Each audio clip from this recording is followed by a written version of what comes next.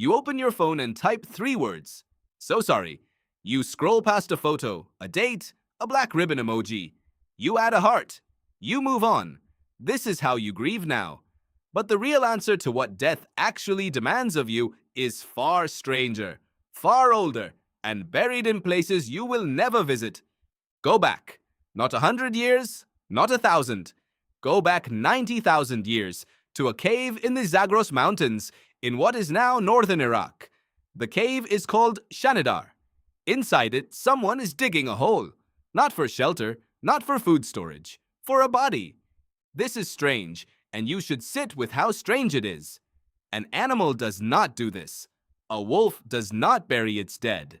A chimpanzee, your closest living relative, will sometimes carry a dead infant for days, will sit beside a fallen troop member, will show something that looks like distress. But it does not dig. It does not arrange. It does not return. Humans returned. The Shanidar Cave was excavated starting in 1957 by archaeologist Ralph Selecki, and what his team found inside reshaped how scientists thought about Neanderthals entirely. Several Neanderthal skeletons, deliberately positioned. One of them, known as Shanidar 4, was surrounded by soil containing unusually high concentrations of pollen. Selecki proposed something radical for his time, that the body had been laid to rest with flowers. Whole bouquets, maybe. Selected flowers, maybe, chosen for color or medicinal use. The flower theory has been debated for decades. Some researchers think the pollen came from burrowing rodents, not human hands. But here is what nobody seriously disputes anymore. The bodies at Shanidar were placed there on purpose. Someone chose the position. Someone chose the location. Someone came back. Why does that matter to you? Because burial is not really about the body. It was never about the body. A corpse left on the surface does not threaten the living. It does not need to be hidden for safety. So why dig? Why spend hours in a world where every hour was hours not spent finding food or staying warm, moving Earth around something that can no longer feel, see, or know? The answer is that early humans were not honoring the dead. They were managing the living. Grief, it turns out, is not an emotion that politely waits its turn. Left unaddressed, it disrupts a group. It pulls attention away from the hunt, away from the children, away from the fire that needs tending. Burial, ritual, the act of physically doing something with a body, gives grief a container, a start and, eventually, an end. Archaeologist Paul Pettit, who has spent much of his career studying Paleolithic burial practices across Europe and the Near East, has argued that the earliest deliberate burials mark something profound. Not a belief in an afterlife, necessarily, but the emergence of a felt obligation, a sense that the dead deserved something from the living. That obligation did not appear all at once. Think of it less like a switch flipping and more like a fog slowly lifting. The earliest hominins, going back over 1 million years, seem to have done almost nothing with their dead. Bodies were left where they fell, scavenged, scattered. Then something shifts. By around 100,000 years ago, at sites like Kavzek and Skul in present-day Israel, you start to see bodies placed in pits, limbs arranged, sometimes objects nearby. A boar's jaw resting near a child's hands at Kavzek. Was it a toy? A tool? A gift for whatever came next? No one can say for certain, but someone placed it there. Someone meant something by it. Now travel forward to around 34,000 years ago to a site called Sungir, in what is now Russia. Here, the burials stopped being simple. 2 children, a boy and a girl, were buried head to head, covered in thousands of ivory beads, each one carved by hand from mammoth tusk. Researchers estimate that a single bead could take an hour to make. Thousands of beads means thousands of hours. That is not grief expressed in minutes.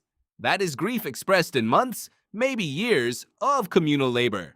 What kind of society spends that much time on people who can no longer use any of it? The answer is a society that understood death as a disruption to the social fabric, not just a biological event. The beads were not for the children. The beads were a message to everyone still alive, watching the burial happen.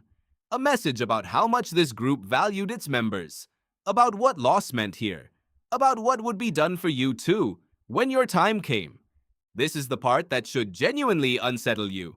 Burial rituals are not really transactions with the dead. They are advertisements to the living. Consider what anthropologists call costly signaling.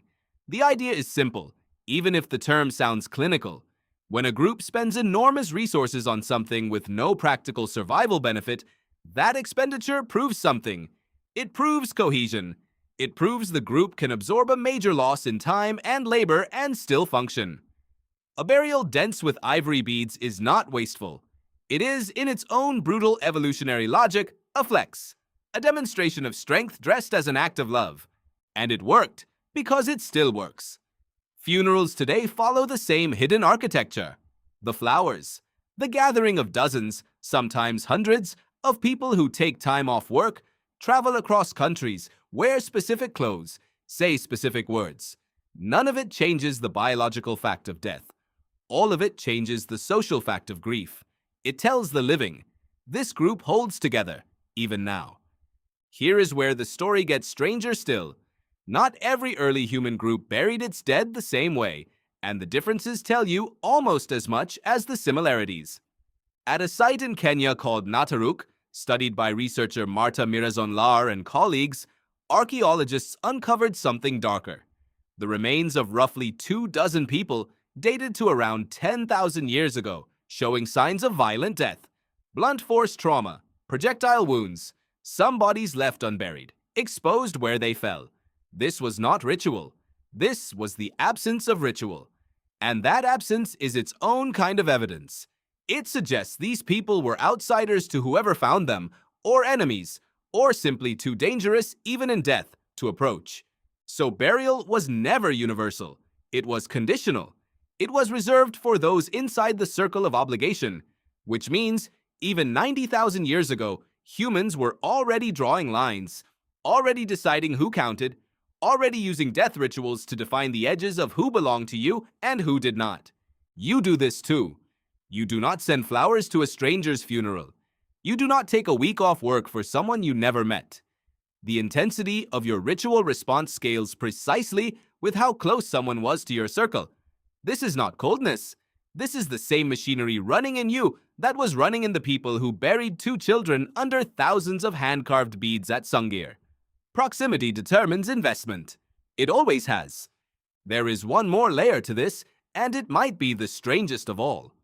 Some researchers, including paleoanthropologist Eric Trinkhaus, who has spent decades examining Neanderthal skeletal remains, point out that the evidence for true symbolic burial with clear ritual intent rather than simple disposal, becomes far more confident and frequent once you reach Homo sapiens. This has fueled one of the longest-running debates in human evolution. Did only fully modern humans develop the cognitive capacity for symbolic thought about death? Or did Neanderthals get there too, just with less material evidence left behind? The debate matters because it is really a debate about when your species became your species, not when your body became modern, when your mind did, when a creature first looked at a corpse and felt not just absence, but meaning. That moment, whenever exactly it happened, is arguably the real birth of human culture. Before language left fossils, before art left cave walls, death left a hole in the ground, and someone filled it with intention. So think again about that text message. So sorry. 3 words, sent in 2 seconds, forgotten by tomorrow. It feels small because the cost is small. No beads, no months of carved ivory, no earth moved by hand. But underneath that tiny gesture is the exact same ancient circuitry that drove someone 90,000 years ago in a cold cave in the Zagros Mountains to dig a hole for a body that could no longer feel a single thing. The medium changed. The impulse did not. You are not just mourning when you grieve. You are signaling. You are proving, the same way your ancestors proved it in pollen and ivory and carefully arranged limbs, that the circle still holds, that the group still matters, that someone, even now, will notice when you are the one who is gone. 3 words on a screen. A pit dug by hand in the dark. Different tools. Same ancient, unbroken promise.